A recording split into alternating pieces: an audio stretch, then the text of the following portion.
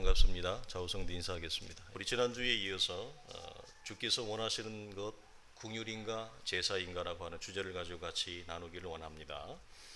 오늘은 마태를 부르시는 두 번째 장면이죠.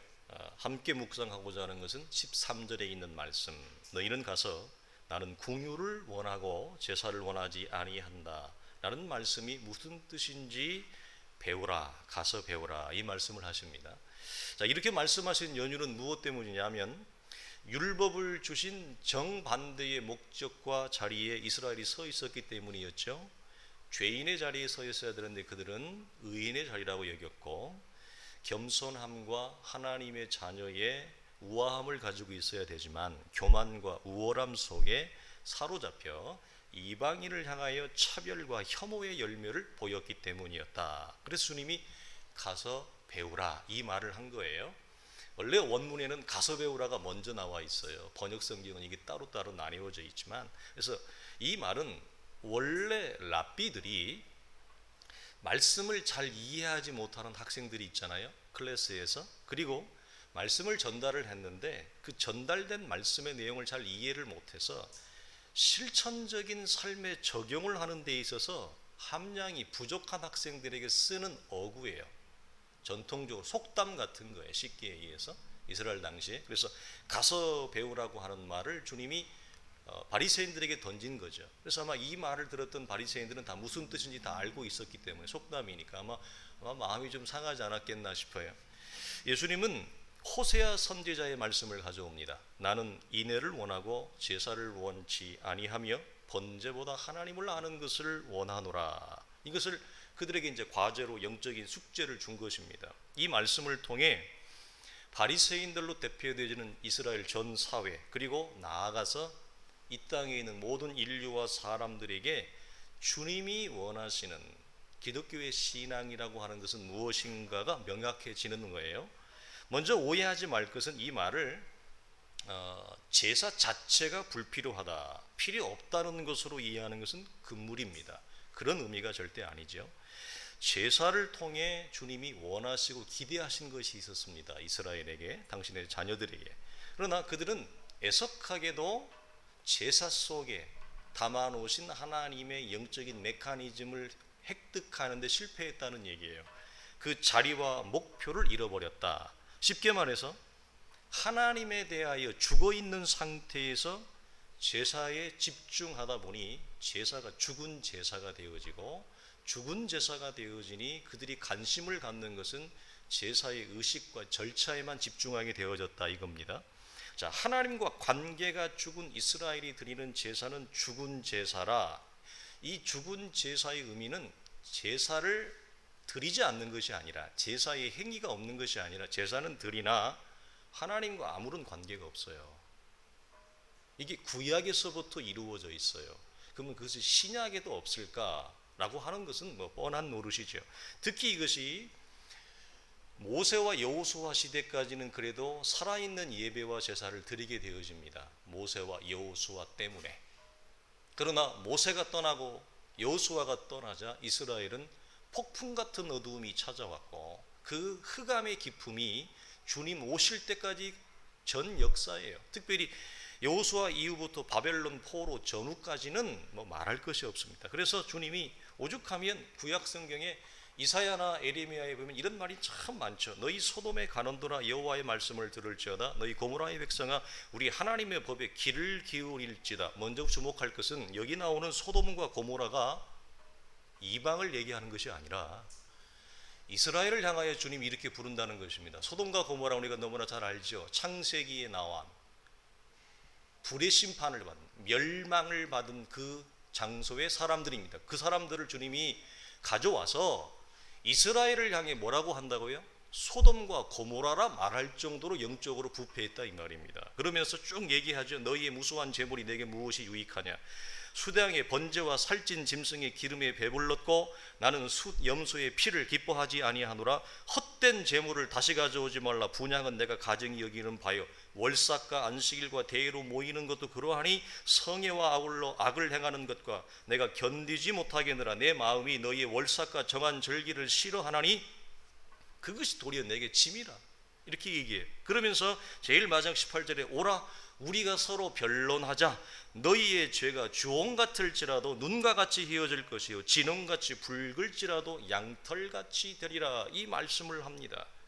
이것이 이스라엘의 현실이었고 주님이 제사를 이스라엘에 허락하신 목적은 마지막 18절이었습니다. 오라 이겁니다. 제사 안에서 우리가 이야기를 해보자. 제사 안에서 우리가 만나보자. 그래서 제사를 통해 하나님이 이스라엘에게 무엇인가 가장 소중한 것을 알려주기를 원했다는 겁니다. 그건 뭐죠? 죄의 문제였다는 것입니다. 그 제사를 통해서 그 죄의 문제가 해결되어지자 결자해지하자. 그리고 나는 너를 죄인이 아니라 내 아들로 여기겠다. 이것을 제사 안에서 주님이 담아 놓으셨는데 이것을 실패한 것입니다. 그래서 희생제사를 통해 내가 죄인이구나. 나 대신 말 못하는 짐승이 동물이 대신 죽는구나. 피 흘리는 죽음이 없이는 죄사함이 없구나. 이것을 뭐죠? 제사 안에서 복잡한 5대 제사를 만들어 놓고 그 5대 제사 왜 복잡하게 만들어 놨을까요? 그래야 생각을 하니까. 쉬우면 생각을 안 하잖아요. 우리가 현실이 어려움이 없으면 생각을 안 하잖아요. 고난이 와야 생각을 하잖아요. 답답해야 생각을 하잖아요. 5대 제사의 복잡한 절차를 만들어 놓은 이유는 생각하라고, 띵킹하라고. 내가 누구인가? 하나님 앞에 죄인이구나. 그래서 그 죄의 문제를 해결할 때 비로소 하나님의 진노에서 화평과 화해의 관계로 내가 돌아설 수 있구나. 이것을 뭐죠? 제사 안에 주님이 담아 놓은 거예요. 이것은 마치 무엇과 똑같습니까? 지난주에 나누었던 율법을 주신 목적과 동일하죠. 그런데 안타까운 것은 이스라엘은 이 제사를 주신 목적에서도 뭐했다? 실패했다. 자, 왜 그럴까? 제사보다 더 큰 것이 뭐예요? 율법이죠.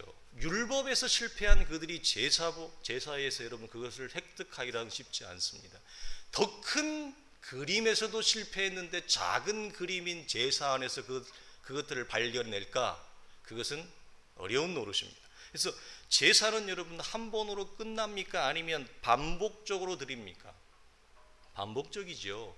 왜 그렇게 났을까라고 하는 것입니다. 자, 히브리서는 이렇게 얘기합니다.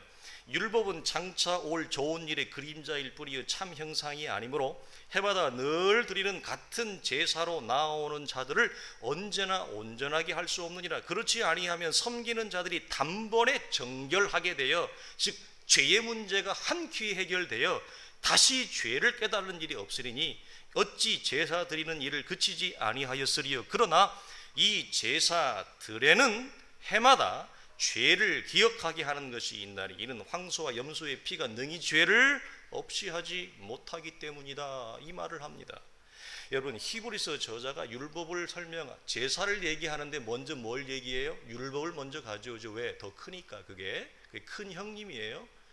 작은 동생은 제사예요. 그러니까 율법을 그림자라 이렇게 얘기해요. 참 실체가 아니라. 그럼 율법이 그림자라면 구약의 희생 제사도 당연히 그림자입니다. 그림자는 여러분 실체와 형상이 아닙니다. 그러므로 참다운 목적으로 안내하는데 무엇이 있다? 근본적인 브레이크가 있어요. 한계와 정점을 가지고 있어요.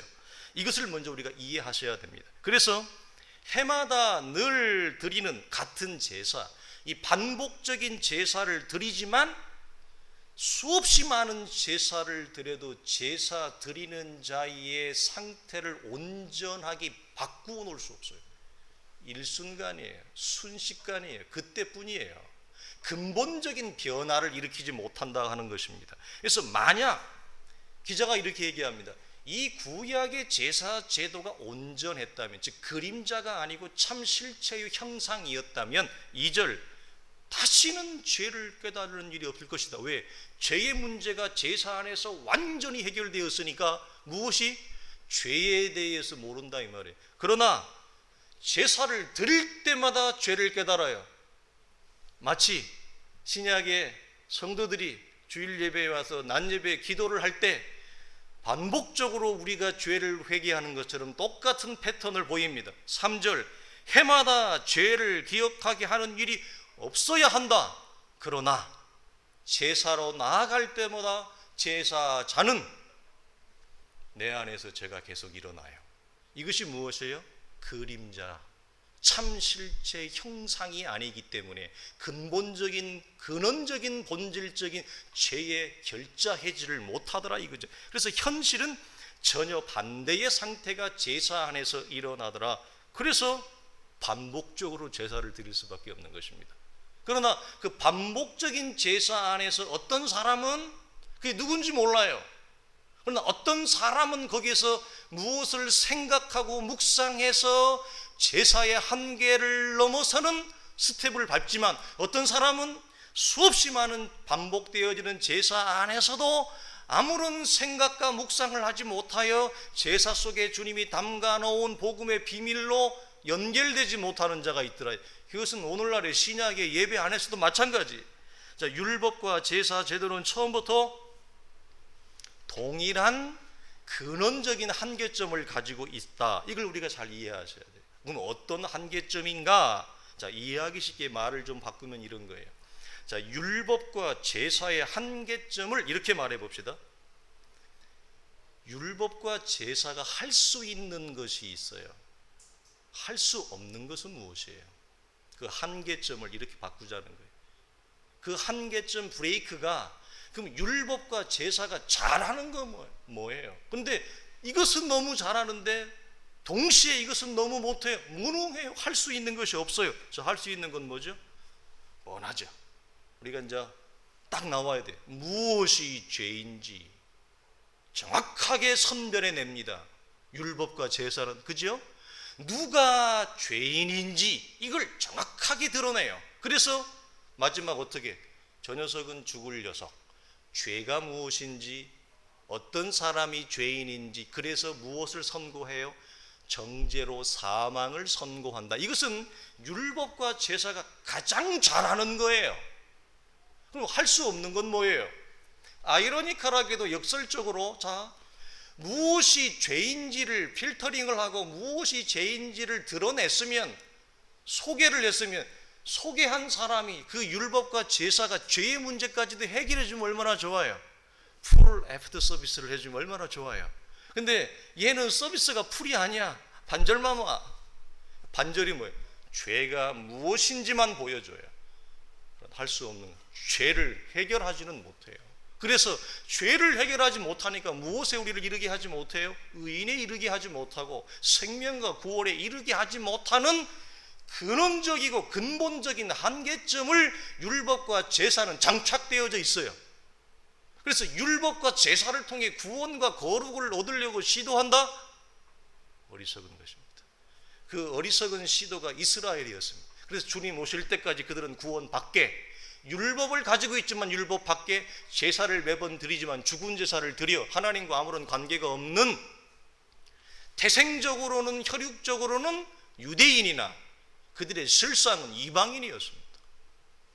그래서 주님을 죽이죠. 정죄하죠. 그것이 그들의 실체였다라고 하는 것입니다. 자, 그럼 이런 근본적인 한계점을 가지고 있음에도 불구하고 제사 제도를 왜 주었느냐?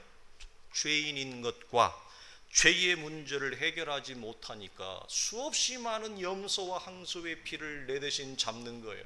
주님이 질렸다, 드리는 사람도 질렸다, 양쪽이 다 질리는 거예요. 그걸 통해서 무엇을 소망하라고?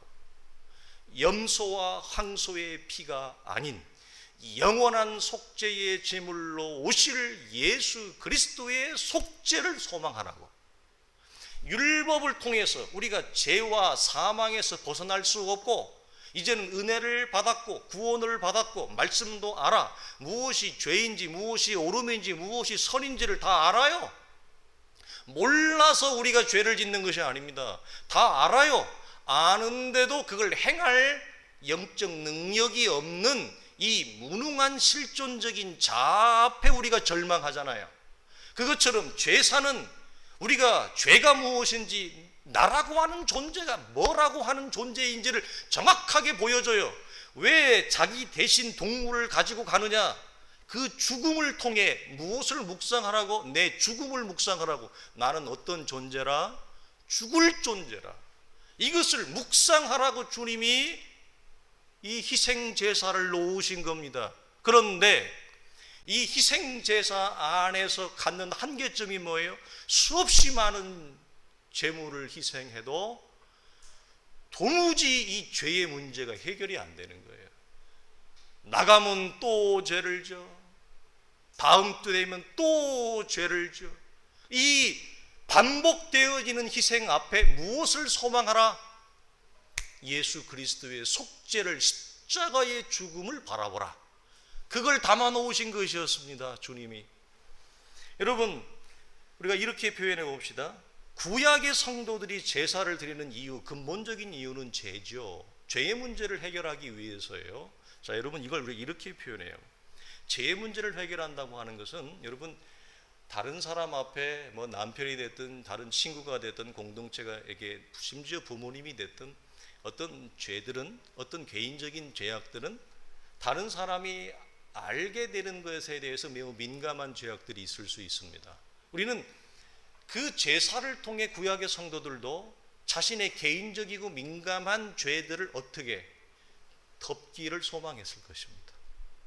그래서 몰래 희생 동물을 준비해서 제사 앞으로 나올 수 있지 않겠습니까?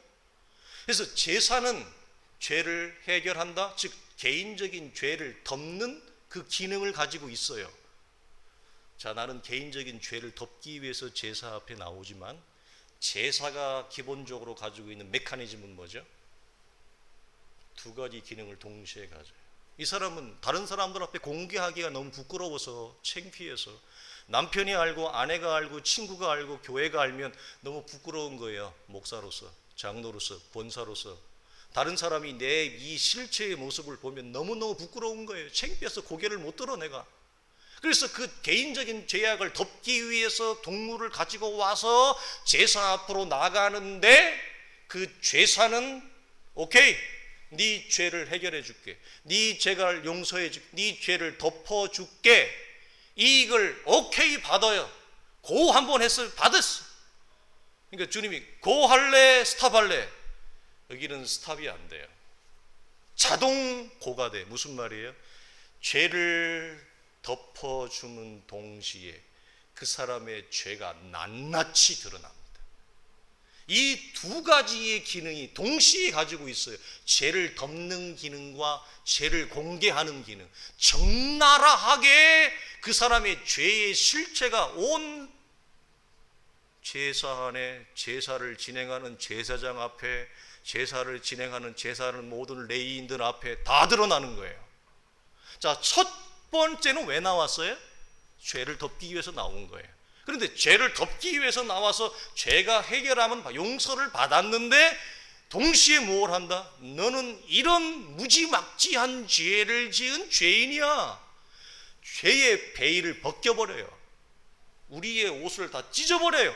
하나님 앞에. 왜 찢어요?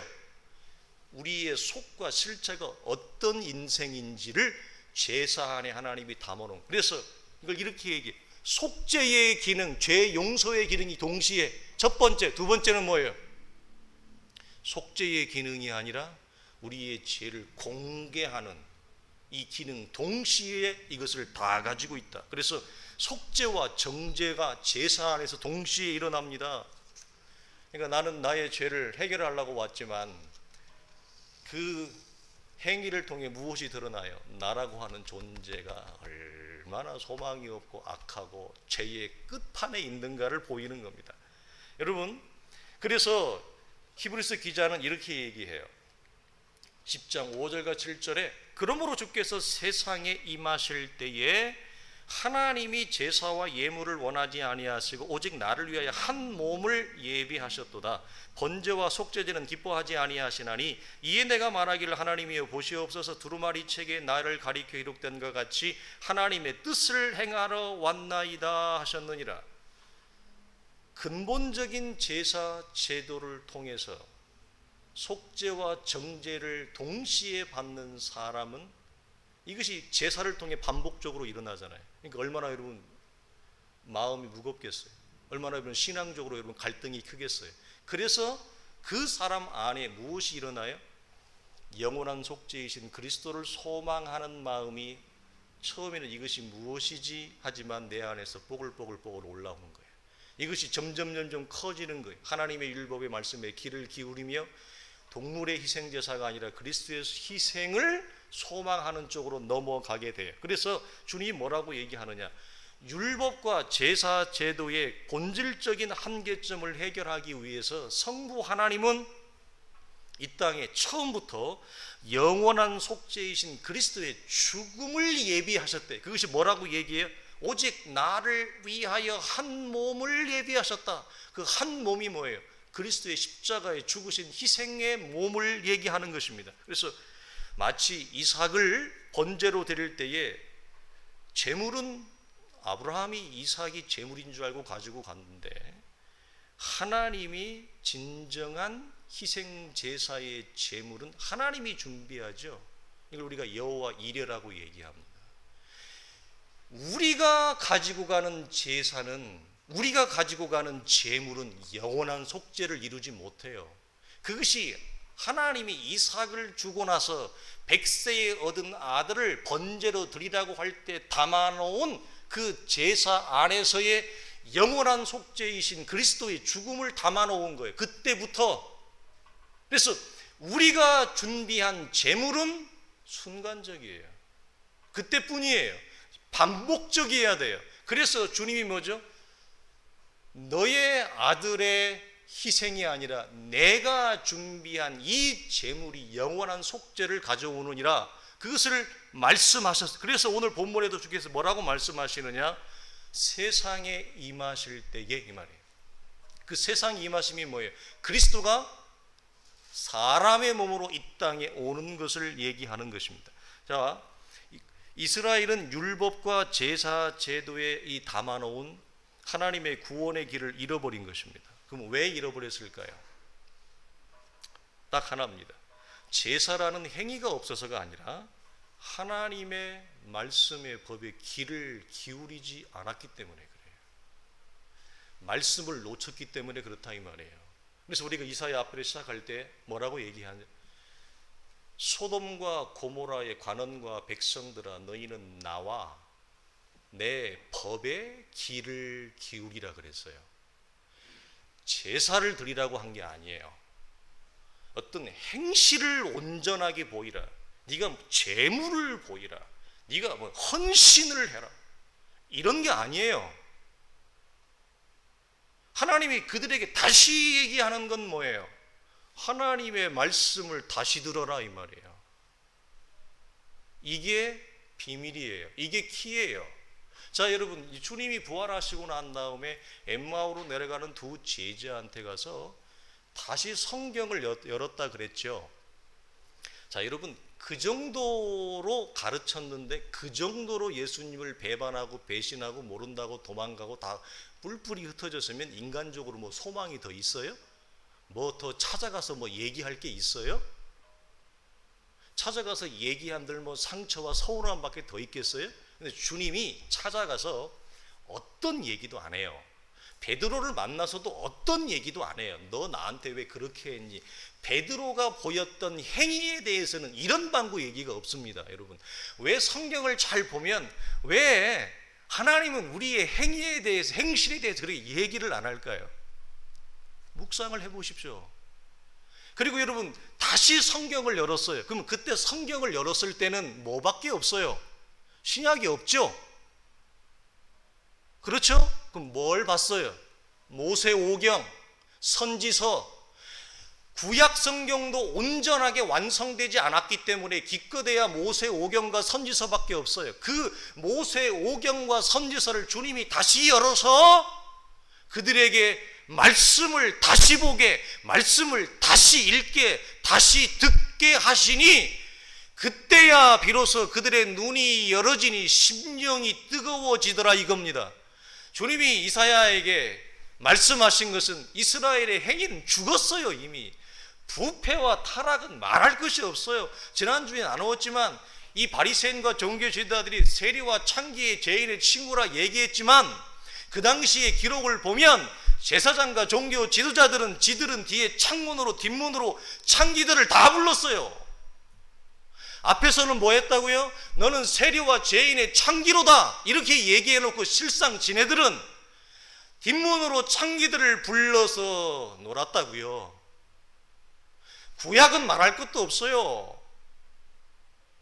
그런 말로 다 담아낼 수 없는 부패와 어두움과 진창 속에 살아가는 그들이지만 주님이 뭐라고요? 그들의 행실에 대해서 얘기 안 해요. 왜? 여러분, 행실과 행위를 얘기한다고 사람이 바뀝니까? 사람이 새로워집니까? 사람은 행위와 행동을 여러분 얘기하고 만진들 서로 좋을 게 없어요. 주님이 그들에게 뭐라고요? 말씀을 다시 열어. 이겁니다. 그래서 이스라엘이 왜 실패했느냐? 행위가 없어서가 아니라 하나님의 법, 하나님의 말씀을 듣는데 근본적으로 실패했기 때문에 그렇습니다. 자, 그래서 이 말씀을 듣지 못하는 제사에서는 두 가지 특징이 나타나요. 뭐죠?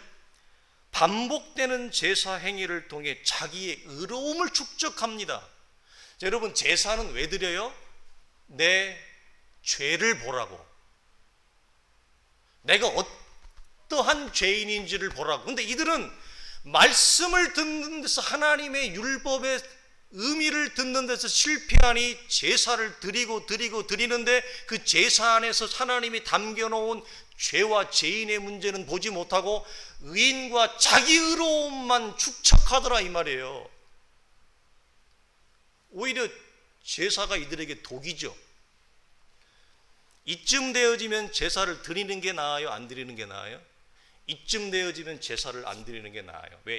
이들에게 제사는 말씀을 통해서 제사 안에 자기가 죄인이라는 것을 알아차리지 못한 그 오랜 시간 속에서, 구약 역사의 그 오랜 세월 속에서 이것을 알아차리지 못한 자들에게 반복되어지는 제사 행위는 자기의 의로움을 빛내주는 도구와 수단밖에 안 돼요. 액세서리밖에 안 돼요. 이것이 하나님을 위한 제사입니까? 하나님을 위한 예배입니까? 누구를 위한 제사와 예배입니까? 의미가 없습니다. 그래서 죽은 제사다 이 말이에요. 하나님과 아무런 관계가 없는데 누구만, 두 번째로 뭐죠? 말씀이 없는 죽은 제 사람들은 본능적으로 의식과 형식에 집중하게 되어져 있어요.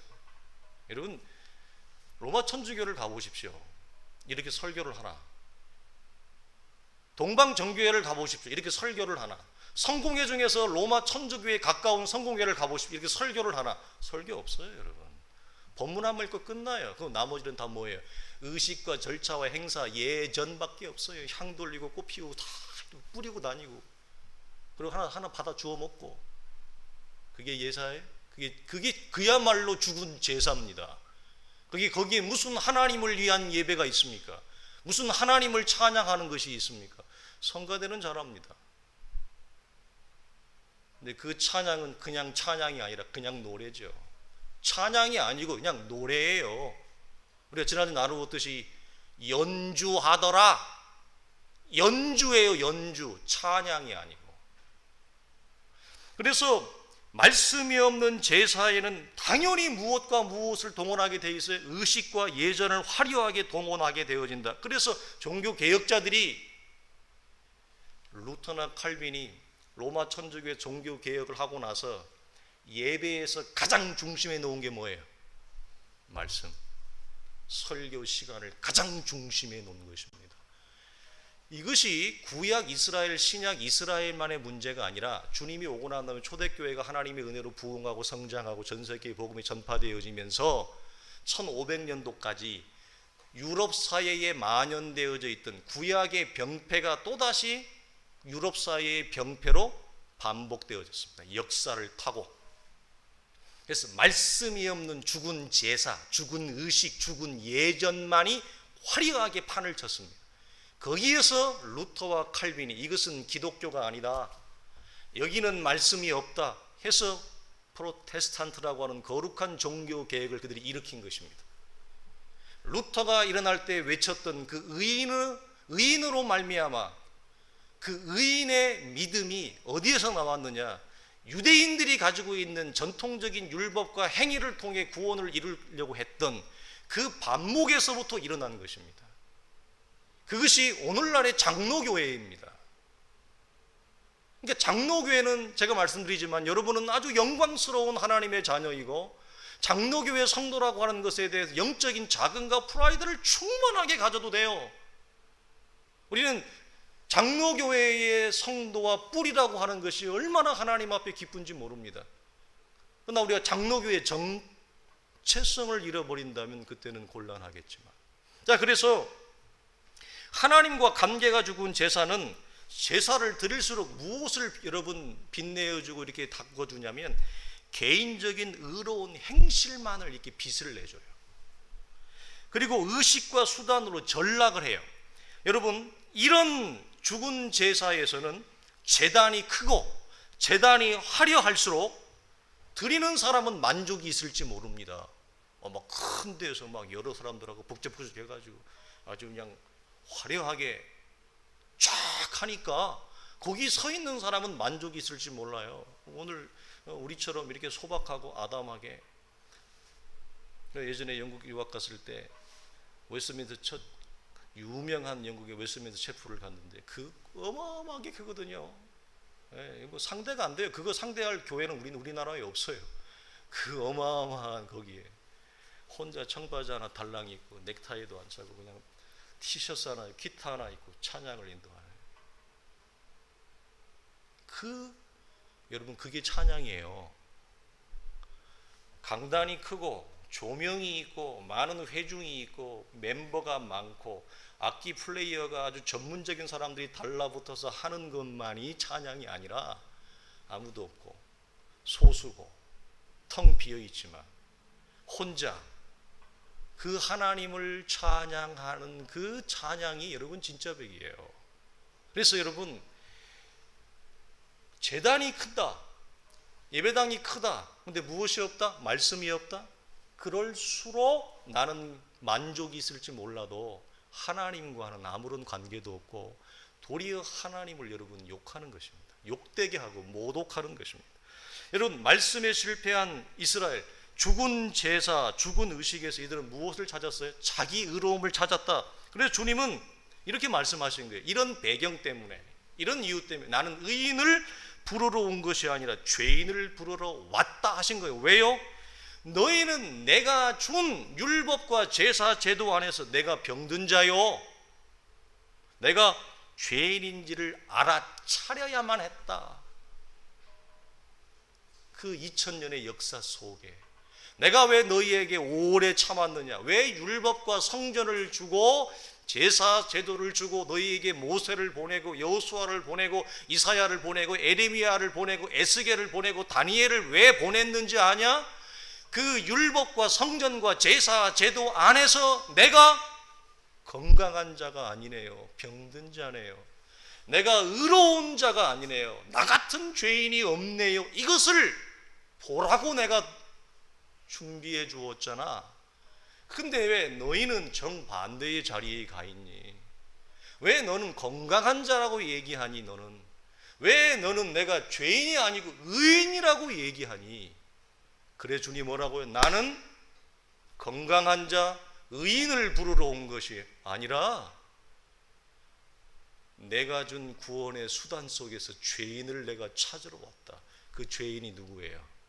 내 백성이다 이 말이에요. 그 병든 자가 내 백성이다 이 말이에요. 내 백성은 건강한 자가 백성이 아니라, 내 백성은 의인이 아니라 내 백성은 병든 자요 죄인이라고 인정하고 고백하는 그가 내 자녀다. 나는 그들을 위해서 왔느니라. 주님이 그렇게 말씀하시는 것입니다. 죄가 있는 곳에 은혜가 더하는 것처럼 그들 속에 구원의 영광이 여러분 주어지는 것입니다. 여러분, 마태복음 11장에 이렇게 얘기하죠. 그래서 주님이 그때에 예수께서 대답하여 이르시되 천지의 주제이신 아버지여, 이것을 지혜롭고 슬기 있는 자들에게는 숨기시고 어린 아이들에게는 나타내심을 감사하나이다. 옳소이다. 이렇게 된 것이 아버지의 뜻이니이다. 주님 왜 이 말을 했다고요? 자신이 죄인이라고 병든 자라고 고백하고 인정하는 자들 속에 지혜로운 자가 아니고 슬기로운 자가 아니라 어린 아이와 같은 자입니다. 인정하는 자에게 구원을 선물로 주시는 하나님의 구원의 방식이에요. 이게 구원의 섭리 속에 숨겨놓은 겁니다. 주님은 허락하신 율법과 제사를 통해서 무엇을 예비하신 거예요? 구원을 예비하신 겁니다. 그러나 이스라엘은, 오늘날 우리는 이것에서 실패했습니다. 현대를 살아가는 우리도 예외가 될 수 없어요. 이제 율법과 제사의 실체요 참 형상이신 예수 그리스도가 이미 오셨습니다. 그렇다면 우리는 예수 그리스도 안에서 내가 죄인인 걸 여러분 발견하십니까? 우리는 주 안에서 내가 소망 없는 자인 것을 여러분은 뼈저리게 절망하고 갈망하십니까? 여러분, 그림자는 실체보다 연약합니다. 그래서 변명을 하자면 어쩌면 이스라엘은 우리보다 실패 확률이 높은 데서 살았어요. 왜? 참 실체와 참 형상이 오기 전에 그림자 시대를 살았으니까. 그들은 어떻게 보면 그렇게라도 변명할 수 있어요. 그러나 우리는 참 실체의 형상이 오신 지 이미 2000년이 지났습니다. 우리는 똑같이 그들과 같은 죄악을, 어두움을 반복해서는 안 됩니다. 사랑하는 성도들이, 궁율의 원천은 어디에서 올까?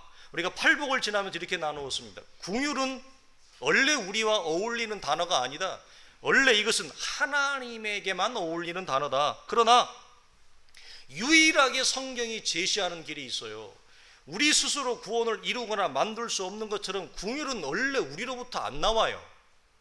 여러분, 예수 믿은 지 오래됐지만 이 성경에서 말하는 이 궁율, 헤세드라고 하는 거, 이 궁율, 사랑, 인애, 자비 다 같은 용어입니다. 이 헬라어로는 다르게 쓰이는데 모양만 바뀌지 원천은 다 똑같습니다. 이 궁율은 원래의 뜻이 뭐라고 했냐면 한 어머니의 모태, 자궁 안을 얘기하는 거예요. 이 궁율이.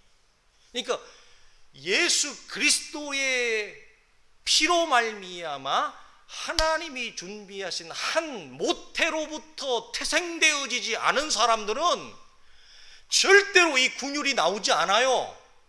우리 속에는 잘 나오면 뭐가 나오죠? 불쌍한 사람에 대해서 그냥 동정 정도가 나오는 거예요.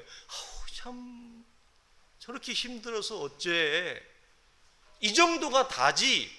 성경이 말하는 이 궁율, 인애, 자비, 헤세드는 예수 그리스도를 모태로 하여 새롭게 창조되어진 동일한 자궁, 어머니의 동일한 뱃속에서 한 탄생을 가진 자만이 나오는 거예요. 이 궁율은.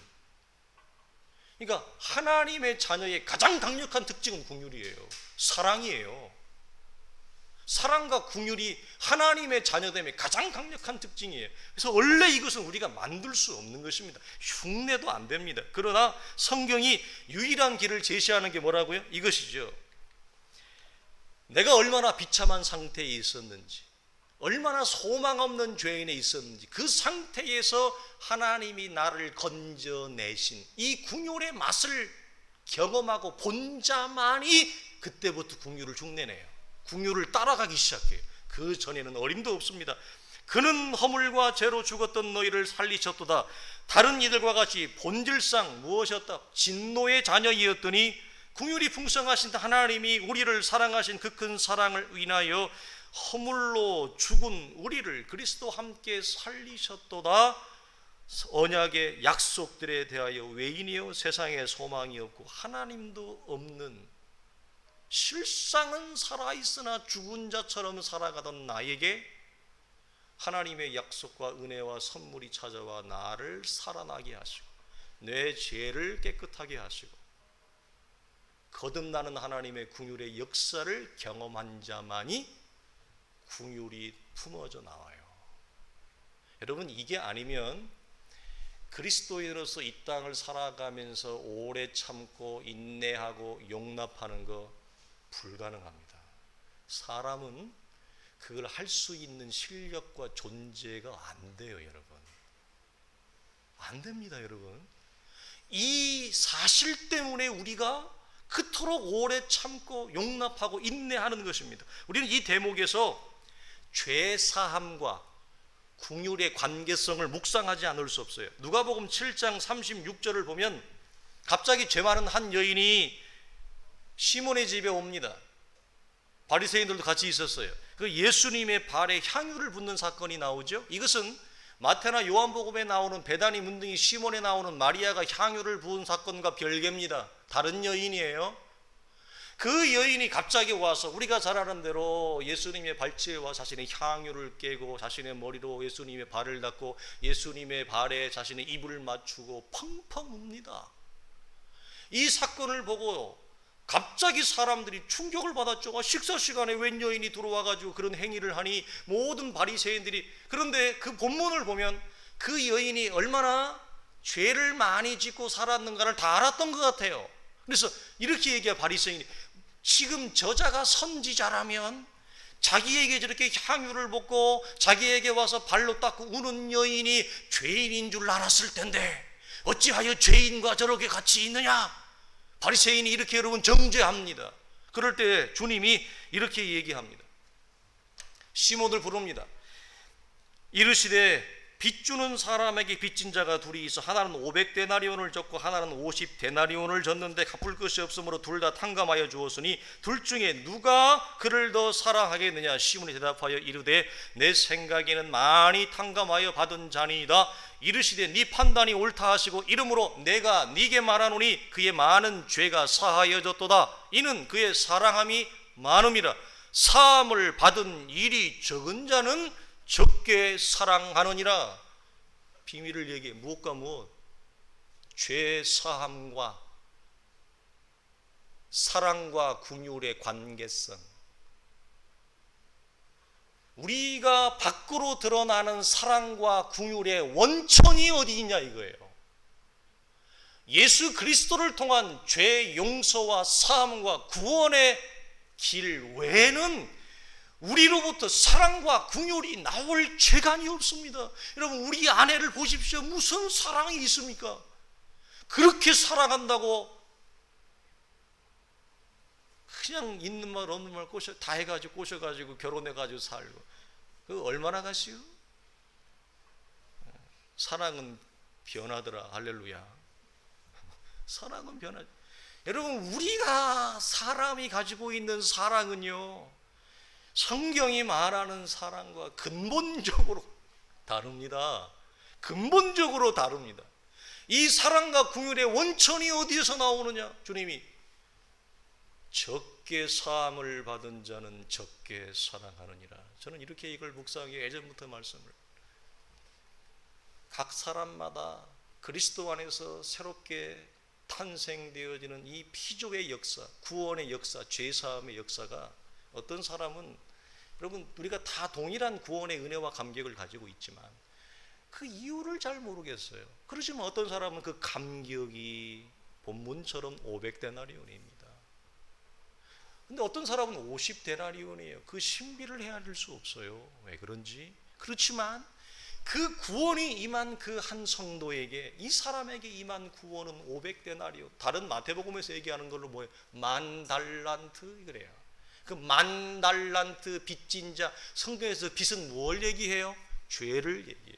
우리의 다 탕감받을 수 없는, 갚을 수 없는 부채, 그 빚의 부채가 10,000달란트예요. 그 10,000달란트가 따지면 120억 달러예요. 아니 120억이 아니라 120억 달러라고. 집에 가서 쳐봐요. 120억 달러가 몇 조가 되는가. 갚을 수 없죠. 한 사람이 그 빚을 어떻게 갚아요? 그 10,000달란트의 죄 용서함을 받았는데 그 구원의 은혜를 받은 사람이, 어떤 사람은 뭐죠? 겨우 50데나리온, 500데나리온만큼으로밖에 자신에게 감격으로 찾아오지 않아요. 그러면 그 사람에게서 나오는 사랑과 긍휼은 뭐죠? 그거밖에 못 나오는 거예요. 사랑과 긍휼의 원천은 어디 있느냐? 우리의 죄 사함에 있어요. 죄 용서함에 있어요. 구원에 있어요. 이것을 성경이 얘기하는 겁니다. 그래서 여러분, 이 여인의 원천은 자신의 죄가 용서받았다라고 하는 사실 때문에 예수님에 대한 사랑이 흘러 넘친 것입니다. 죄 용서를 받았기 때문에 주님을 향한 사랑과 긍휼이 나온 거지, 이 여인이 향유를 부었기 때문에 죄 용서를 받은 건 아닙니다. 여러분, 이것은 구약의 제사가 절대 만들어낼 수 없는 형상입니다. 구약의 율법이 결코 이르지 못할 내용과 수준과 모습입니다. 율법과 제사는 이것을 만들어내지 못한다. 무엇을? 사랑과 긍휼을. 그래서 바리새인과 서기관과 종교 지도자들이 사랑과 긍휼이 있어요, 없어요? 있어요? 그들은 관심이 없어요, 그런 거에. 여러분, 처음부터 이스라엘의 실패의 원인은 어디 있었느냐? 자신들은 죄인이라고 생각하지 않았기 때문이다. 그래서 율법에서도 실패하고 제사, 제도에서도 다 실패한 거예요. 그러므로 율법과 제사를 통해 하나님이 궁극적으로 자신의 자녀에게 주고자 하는 형상이 뭐예요? 기독교 신앙의 완성이에요. 성취가 뭐예요? 사랑과 긍휼인데 그것이 그들 속에 전혀 꽃피우지 못했다고 하는 것입니다. 자, 여러분, 말씀을 마치겠습니다. 오늘 말씀을 통해서 주님께서 우리에게 배우기를 원하시는 기독교의 신앙이 무엇인가 이거죠. 율법과 제사 제도 안에서 발견해야 됐을 죄인을 놓치자 그들은 당연히 무엇이 드러났습니까? 율법과 제사의 형식에 집중할 수밖에 없었고 그 결과 그들은 보이는 것에 관심을 갖기 시작했었는데 율법적 계명을 지키는가 지키지 않는가, 자신들의 계명을 따르는가 따르지 않는가, 이것이 율법을 가지고 있고 수없이 많은 제사를 반복해서 드려왔던 신앙인이라고 하는 사람들이 보이는 우리식으로 풀어하면 기독교 신앙의 전부입니다. 이들이 보인 기독교 신앙의 전부가 뭐라고요? 이게요. 이게 여러분 기독교 신앙인가요? 여러분, 우리 시대에 우리가 고민하지 아니할 수 없어요. 거기에는 어떤 사랑도 긍휼도 자비도 없는 무정한 자, 정죄하는 모습만이 남아 있습니다. 다음 주에 나눌 금식의 문제도 이런 거예요. 왜 너희와 너희 선생은 금식하지 않지? 이들이 보이는 기독교의 신앙이 뭐예요? 왜 금식하지 않아? 마태복음 12장에 가면 이런 거예요. 왜 너희 선생은 안식일에 이삭을 잘라 먹어? 왜 안식일에 병을 고치지? 이것이 그들이 보일 수 있는 신앙의 전부예요. 오늘날의 우리 시대랑 전혀 다르지 않아요. 분명히 얘기하는 것은 이것은 기독교 신앙입니까? 신앙이 아닙니까? 신앙이 아니에요, 여러분. 한 번 더 나갑니다. 나는 긍휼을 원하고 제사를 원하지 아니한다라는 이 말씀을 우리가 지금 나누고 있는 본문에 적용하면 어떻게 돼요? 자, 왜 너희 선생은 세리와 죄인들과 함께 밥을 먹어? 밥을 먹으면 안 되는 거야. 그것이 신앙이야. 그것이 기독교야. 그것이 율법이야. 그렇게 얘기합니다. 자, 죄인들과 함께 먹어서는 안 된다는 것을 지키는 것이 율법입니까? 그게 기독교의 신앙입니까? 아닙니다. 그들과 함께 먹는 것이 율법입니다. 그리고 신앙입니다. 자, 제사장 외에는 먹어서는 안 되는 계명을 지키는 것, 그것이 율법이요 신앙이 아니라는 얘기예요. 마태복음 11장에 나오는 여러분 제사장 아비아달이 이것을 몰라서 굶주린 다윗과 다윗의 용사들에게 제사장만 먹을 수 있는 진설병을 주었을까요? 제사장인데 계명을 몰라가지고? 아니에요. 제사장이 어찌 제사장만 먹으면 안 되는 진설병을 다윗과 그의 친구들에게 주었겠느냐? 예수님이 반문하잖아요, 바리새인들에게. 바리새인들이 볼 때 기독교 신앙은 뭐예요? 주면 안 돼요, 다윗에게. 그게 기독교 신앙, 그게 율법이에요. 그러나 주님은 무엇이 율법이라고 얘기해요? 굶주린 다윗과 그의 부하들에게 진설병을 주는 게 율법이야. 그게 기독교의 신앙이야. 그렇게 얘기하는 거예요. 전혀 반대예요. 자, 안식일에 왜 환자를 고쳐? 안식일에 환자를 고치지 않는 것이 그들에게는 율법이고 기독교 신앙이. 근데 주님이 뭐라고 말씀하시느냐? 아니야. 너희들 잘못 오해하고 있어. 안식일에 환자를 고치는 것이 율법이야. 안식일에 빠져가는 저 양을 살려내는 게 율법이야. 그것이 기독교의 신앙이야. 그렇게 얘기해요. 그들이 알아듣지를 못합니다. 그것이 어떻게 율법입니까? 그것은 율법을 범하는 것입니다. 이겁니다. 여러분, 기독교의 신앙이라는 궁율과 사랑과 자비를 놓친 채, 잃어버린 채 계명을 지켰으니 내가 잘했죠가 아닙니다. 율법을 지켰으니 믿음이 좋죠가 아닙니다. 그건 율법도 믿음도 다 놓치는 겁니다. 아비아달이 계명을 어기면서까지 그게 몰랐을까요? 아비아달이 알죠. 다윗에게 진설병을 왜 주었어요? 물어봅시다. 묵상을 해야 돼요, 여러분. 왜 주었죠? 사울 왕에게 쫓겨서 도망 다니고 있는 다윗과 그의 사람들을 근본적으로 긍휼히 여기는 마음 때문이었습니다. 아비아달은 이거 주고 나중에 누가 와죠? 사울이 군대를 데리고 왔어요. 감히 다윗에게 먹을 걸 줘? 아비아달을 죽여버립니다. 아비아달은 떡 한 번 주고 죽습니다. 이런 무엇이 신앙입니까?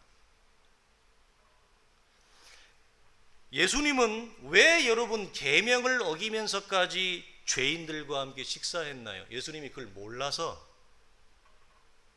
아니죠. 긍휼 때문이었습니다. 세리와 창기들을 사랑하시는 마음 때문이었습니다. 그것 외에 무엇이 있습니까? 예수님은 왜 계명을 어기면서까지 안식일에 병자를 고쳤습니까? 그 환자를 긍휼히 여기는 마음 때문이었습니다. 그럼 물어봅시다. 하나님이 우리는 왜 구원했습니까?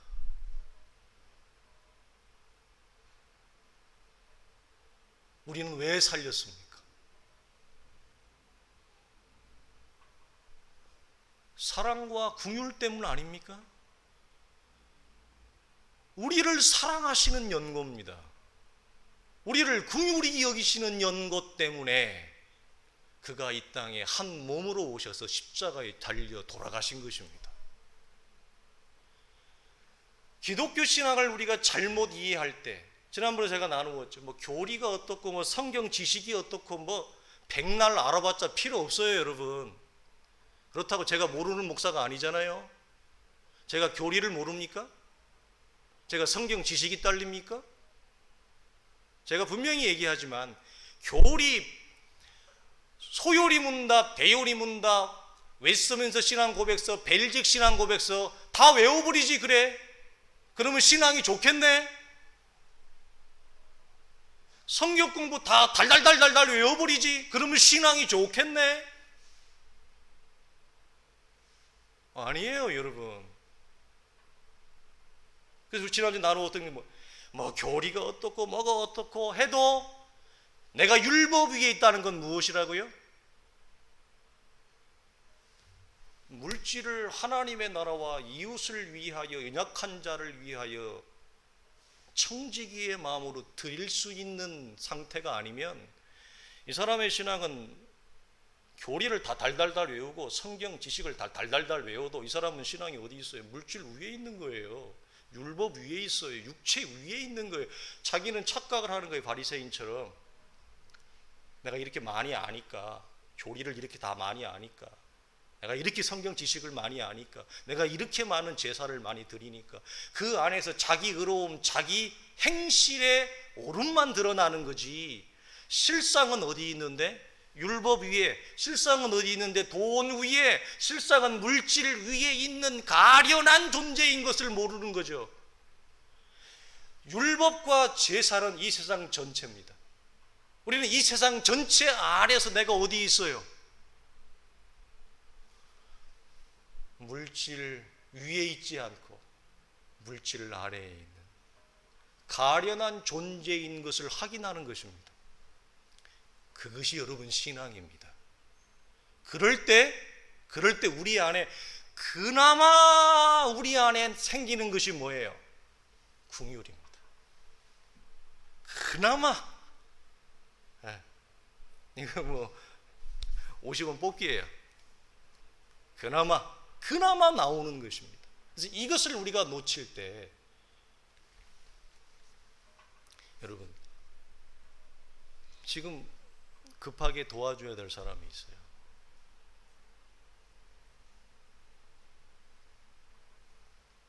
회의하는 거 중요하죠. 급하게 구제해야 될 사람이 있었어요? 구제가 먼저죠. 회의가 먼저예요. 회의만 백나라고 안 도와줘. 그게 여러분 기독교 신앙입니까?